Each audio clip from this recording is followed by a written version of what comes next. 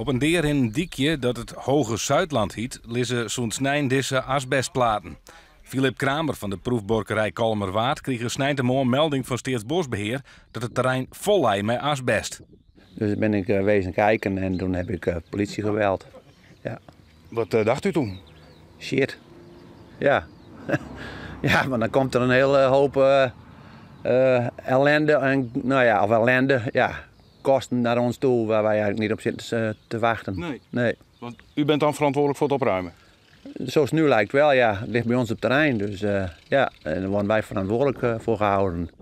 Burgemeester Bilker van Kolmelaan is net te spreken over de actie.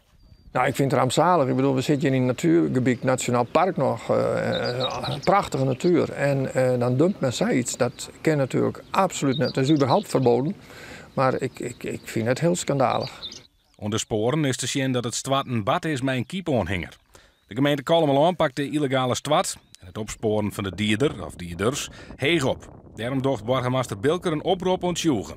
Ja, we zijn in het gebied van het Lauwersmaar Nationaal Park, van de Ploegwaai.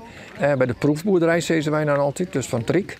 En het kan natuurlijk best wezen dat de toegangswegen, want er zijn maar drie, Munt-Cecile en Zoutkamp en Kolmerpomp, ja, dat er toch mensen geweest zijn die op sneeuwtenacht tot stuintemorgen iets jongen hebben waarvan ze denken, hé, dat herinner ik me nog weer. En daar willen wij graag tips van gaan.